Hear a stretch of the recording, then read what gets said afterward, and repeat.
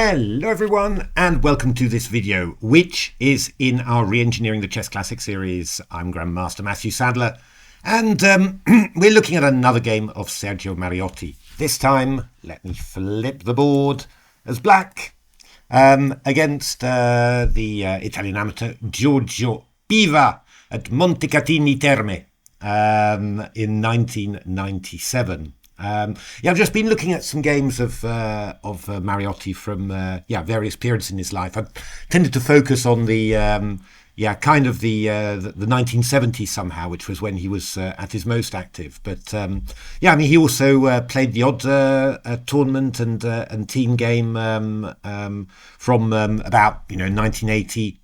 I think it was 1982, 1983, where he started working for the Banco da Roma and then stopped as a chess professional. He even played, we saw a game in a previous video, the World Senior Team Championships as well. This is a very nice game, I have to say. A Nimzo-Indian, which he did play throughout his career, although he didn't really seem to get so many of them, I thought. But very nice sort of Hubner system type position. Nice example of what can happen if white doesn't quite get things right. So d4, knight f6, c4, e6, knight c3, bishop b4, and now knight f3. Quite a flexible move, can transpose to all sorts of things. I mean, there's some famous games. Mariotti played c5, which is one of the main moves. G3 was played very famously in a Kasparov-Karpov World Championship match, and Gary did pretty well with the opening. It was very unusual at the time. You can play the move e3, which is what happened in the game, transposing back to a Rubinstein system. The only slight drawback being that you've played your knight to f3, so you can't play plans with moving the knight to e2, which is sometimes very useful, as we'll see in the game. Why do you play this move, knight f3? It's trying to be a bit flexible. The idea is if d5, then you can go back to some sort of queen's gambit declined. If you go b6, you could play e3 going back into Rubinstein. You can also play bishop g5. Which was always a favourite of the English grandmaster Peter Wells. He played against Michael Adams a number of times. Always remember that Michael always came quite close to getting into trouble there, but always managed to escape somehow. But anyway, after c5, e3, castles, white played the slightly unusual move a3. You don't normally do that. Normally you play the move a3 the same-ish when you can move your knight to e2. Let me just show you what I mean. This is the same-ish system. And then you'll either play the move f3 or you'll play the move e3. Let's just take the move e3 and just show you what we mean. Here, knight e2. And the idea of this setup is that you can play e4 and f4 and, just really try and come through with the pawns. When it works really well for white. When it doesn't, it looks absolutely horrible. So what white is doing, in actual fact, by playing the knight to f3 and then playing a3 is, really not giving himself the best opportunity. On top of that, I don't know. There's also a known system. So I'm getting a bit distracted here, but I hope it's not too bad. There's also a known system with black called the Hubner variation, which was played a lot by the great German player Robert Hubner, who died recently, actually. He was a teammate of mine at Solingen Chess Club. Very strong player. Where black just takes on c3 anyway, quickly, without being forced to by a3, and then plays the move e5. The idea is basically that you set up this sort of structure. You haven't got the two bishops, but you've blocked the center so that the two bishops aren't great, and then you play around the position. The most famous example of this is a Spassky-Fischer game from the 1972 World Championship, where Fischer won in double quick time. So all that's to say, really, that white's combination of playing knight f3 and then a3 is not super for white. So Mariotti took on there and then played d6, bishop d3, knight c6. So yeah, it's normally a little bit dodgy for black to castle early when he's going to play some sort of Hubner system, because very often, I mean, going back to these lines, one idea that black often plays is h6 g5 and then knight g6 like that.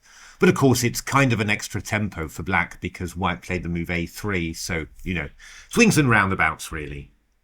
I mean, the engines are looking at e4, e5, and then h3, just keeping the tension a little bit, stopping the move bishop g4. And this is what the engines are looking at.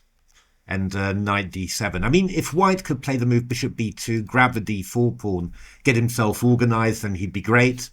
But it's somehow a little bit tricky to do that without losing the e4 pawn.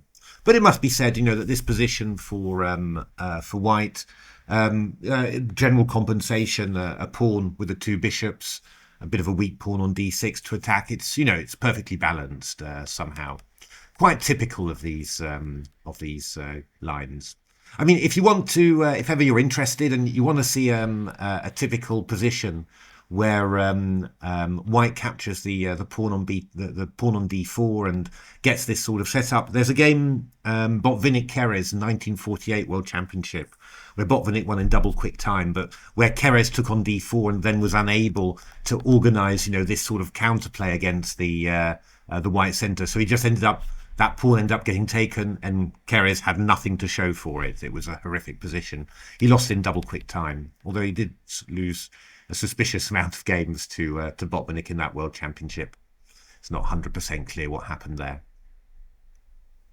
So castles, e5 from black, very typical idea, trying to set up a dark squared pawn structure. And in general, you want to force white to release the tension in the center so that you know clearly what the situation is, and you can start getting to grips with the king side. Actually, white made a mistake here, but Mariotti didn't really profit. He played the move. White played the move d5. I think you should play the move knight d2 in this position to keep control of the e4 square before you even start thinking about playing d5. Yeah, I mean, if you want to, sorry, I'm just getting distracted all the time, but if you want to see quite a nice way of handling these positions, there's a game of mine I played against Sergei Tivyakov.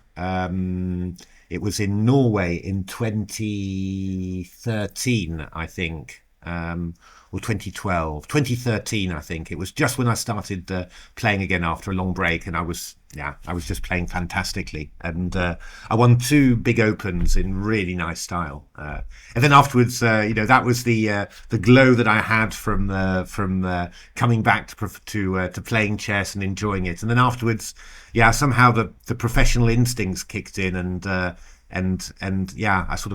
I kind of lost the joy of playing. I mean, I got stronger in principle, but somehow it wasn't the way I was playing in those first tournaments was I really liked, and I wish I could have carried on playing like that. But yeah, that's just my character somehow. I just can't help taking it really, really seriously all the time.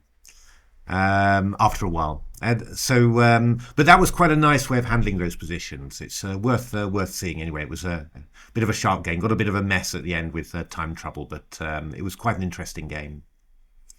So d5 played, and here Mariotti played knight e7, which is fine. You can actually play the move e4, which I think I played as a little kid, actually. I think I have to have a look at my very old school books, but I remember getting this tactic. So after d takes c6, e takes d3, queen d3. The key idea is that you've basically got rid of white's light squared bishop. So basically this pawn is doomed in the long run. So what the engines do is play the move queen c7.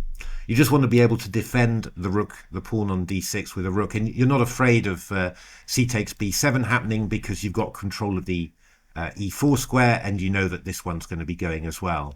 It's quite striking. The engines just not trying to win that extra pawn, but just trying to actually to use the time that white has to just to break up the pawn structure, open things up a little bit more, make this one a little bit less important. Now it's a little bit better for black, although the engines were making plenty of draws.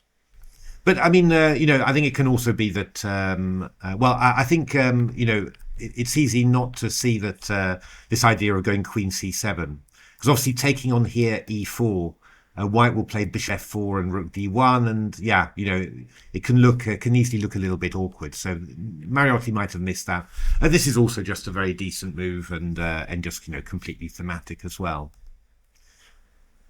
So knight d2 played by White, and now knight e8 by Mariotti. So Mariotti's just preparing to play f5 and just get a big, just get the center rolling there, really.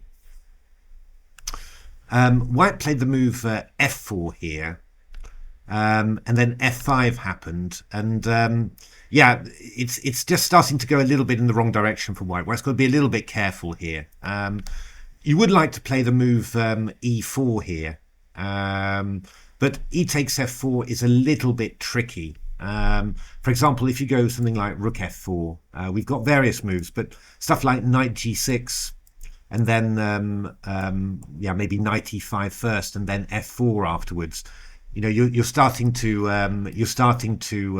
get some sort of blockade on the dark squares, and very typical of this type of system, and it can be really nasty for White. There's a great game between who was White? Was it Stockfish that was White here? Always has to be. I could have guessed that. Where Stockfish played the move Queen c2, g5 from Torch, h4. All of a sudden, we've gone into King's Gambit territory here. Incredible. h6, g3. I mean, it really is a King's Gambit, but with this rather odd structure on the Queen side. And after g4, h5, takes. Totally bananas. Look at that. F takes g3, rook f3.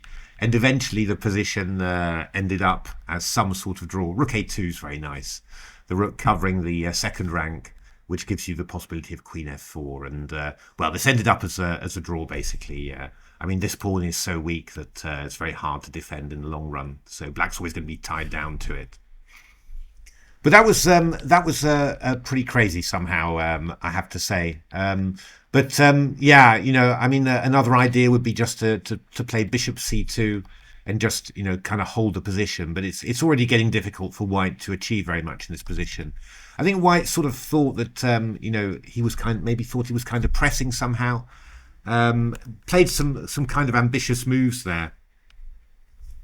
But after here, it's not difficult to see really that if anyone's good here, it's black. I mean, the two bishops are really not doing anything. This bishop's completely hemmed in by those pawns. This bishop hemmed in by a combination of its own pawns and this pawn chain. That's what black's going for in actual fact. And well, taking on e5 like this has freed this lovely square for the knight. Always great to put a knight in front of a passed pawn. Blocks it and also attacks pawns to the side of it. And I mean, yeah, black's just getting ready otherwise to start moving the kingside pawns forward. Very simple plan and very hard to see what White can do about it. So black played the move bishop. White played the move bishop e2, looking for bishop g4 like this to exchange off the light square bishops. But yeah, Mariotti just didn't bother. He just played knight f6. Quite a nice thing that this one. Because after bishop c8, he took with a knight. So you thought that that this knight was going to go to d6. The way that Mariotti did it, he brought the other knight there. So this knight covers the h5 and g4 square. Doesn't give White the opportunity to launch any counterattacks. And yeah, you're just getting ready to go knight d6. I mean, I think White had here, one last moment to open things up. I mean, it's what he needs to. I mean, it might turn out horribly wrong. For something like this, knight f3, forking these two pawns.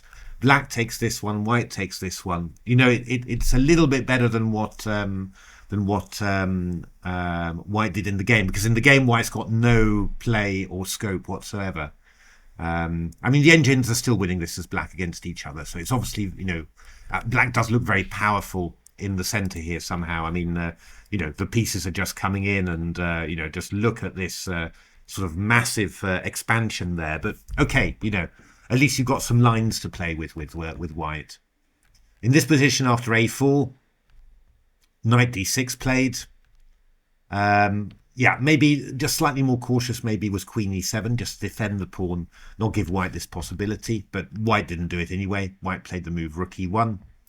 And the move queen e8 was played. Yeah, I mean, there's many ways to do this. But what Mariotti did is very sensible here. Queen e2, just queen to g6. So the queen's attacking the pawn on e4. So that's going to keep these pieces tied down. And then what you're simply going to be doing is you're going to be looking to move the kingside pawns forward. Yeah, maybe move the king out of the way. Maybe play h5. I don't know. You could even play the king to g7. Move the rook to h8. You've just got every single possibility you could imagine somehow. So king h1, g4, bishop a3. And rook ac8 from Mariotti. I mean, the engines just sort of think, b6. Doesn't matter. A5 doesn't matter. Not interesting at all. But I mean, Mariotti's move is very much more human. I think just to whilst you can, you avoid giving white that counterplay with A5. So Queen D3 played. Rook F7. Mariotti just going in with things as if he's got all the time in the world, and the reason he can do it is that he really does have a lot of time. Rook E2. Knight h5. So yeah, Mariotti's looking for a couple of things here. Maybe queen h6, knight g3, or maybe f3 followed by knight f4, which now will fork the rook and the queen there. So white probably a little bit scared. Move the rook back to e1. Queen h6. Mariotti now just yeah, having a little look at that. Knight f1 from white, and now g3 from Mariotti. So no hanging around there, no waiting. Yeah, pretty much an idea of taking on there and going knight g3. It's all very tough for white now. Rook a2 is what the engines want, but then you're looking at knight f6 and knight g4 and just aiming to put a knight onto f2, which is pretty good. I think only an engine could have any hope of defending this, but white played the move h3, and now we got a typical breakthrough. f3, whack. Obviously, takes on here, knight f4 is going to be very, very dangerous indeed. So rook a2 was played by white, but now the move f2, just very nice, just to block the rook's defense of the g2 pawn. So you can maybe sort of feel that there's trouble brewing here somehow. So rook e3 played here, and attacking the pawn on g3. But looks like is white getting some counterplay, but Mariotti's foreseen a few things. Rook g7 played. The big problem is if you go knight g3, I just take, and I go f1 queen. And after takes, I take the rook on g3. So you can't actually get away with that. So rook f3 was played by white, and now knight f4. And the good thing about having played the rook to g7 is that after knight f4, yeah, rook takes g3 isn't check at all. So that's quite nice. Attacking the queen on d3, white decided, haha, I can pin you. And now just a little tactical exercise for you. How did Mariotti finish off this nice game? In great style. Not too difficult. If you've been seeing the Leela tactics, you must be able to see this one. It's queen h3 check. That's the one. G takes h3. Now just give you a second. If you hadn't seen it, it's g2 check. And completely winning after king h2, g1 queen, and it's checkmate. So there we are. Very nice game, I thought, from Mariotti. Just when I played through it, just thought, oh, that was nice. Some nice little little things there, and kind of showing some nice knight maneuvers, some pawn structures, and yeah, as I said, I've studied this opening with white, the Rubinstein system against the Nimzo-Indian. I've studied this enormous amounts during my career, so yeah, I got a lot of thoughts about it. Brings up a lot of memories whenever I look at different positions. So also enjoyed looking at it from that point of view. But there we are. I hope you're enjoying these extra Mariotti games. Got a few more that I liked, and love to share those with you. Yeah, otherwise do keep on watching, keep on liking and subscribing, and hope to see you at the next one. Thanks very much for watching.